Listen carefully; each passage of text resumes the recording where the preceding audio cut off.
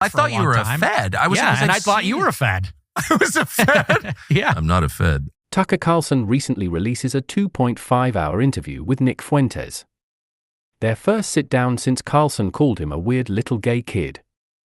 The topics start with how Fuentes came about and his far-right politics stance, but the viral part hits later, their blunt talk about pornography's impact on young men.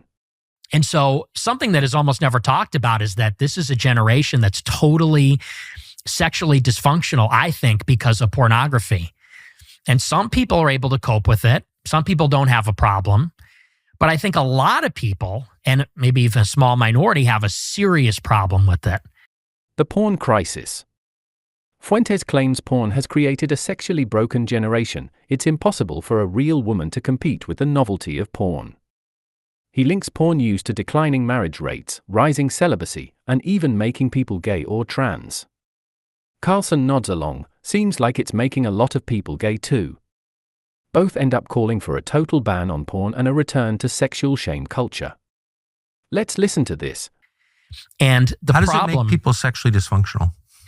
I think that it's impossible for a real woman to compete with the availability and the novelty of pornography. A real woman, like without getting graphic, she's only one person, and maybe she wants to do something sexual, maybe she doesn't. Porn is, you could have 100 different women in one sitting doing anything, that whatever niche or idiosyncratic thing a person might be into, it's there. And so I think that novelty combined with that availability, it makes it so that, when you think about courting a woman, juice isn't worth the squeeze. And so there's like also a problem of like erectile dysfunction, people that can't enjoy regular sex because it does not compare to the intensity, the novelty, and the availability of porn. It's hyper stimulation. And so I think that's sabotaging a lot of normal sexual relationships. It seems like it's making a lot of people gay too. Yeah, and trans. You think that's true? 100%. What is that?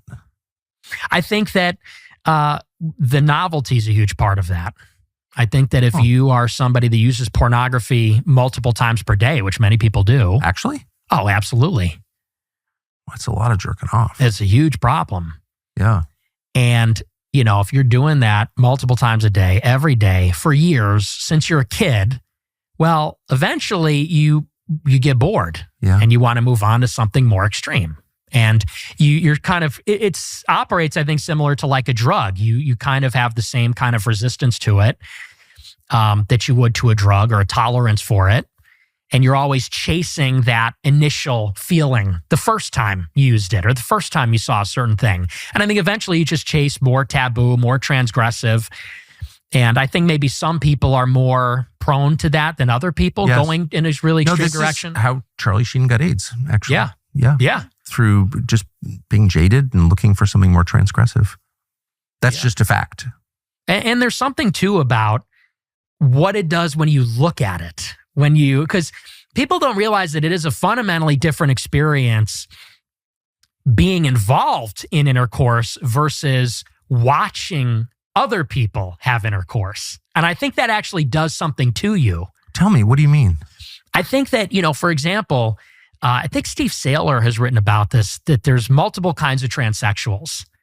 And he says that one kind of transsexual is somebody that likes the idea of seeing themselves as a woman. It's autogynephilia. Yes.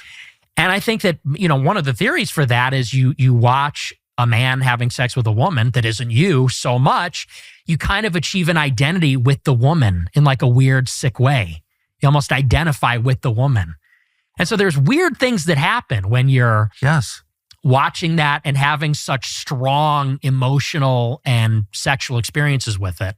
The exchange goes viral quickly, drawing split reactions. Takeaway: porn's effects on relationships are real, but Fuentes' leap to blaming women or linking porn to sexuality isn't grounded in science. If this sparks real debate on porn and mental health, then good. But hype without facts just fuels more culture war noise.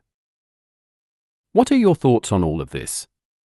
Do you think porn turned people gay or trans? Leave your thoughts below and hit the subscribe button so you don't miss out on our videos.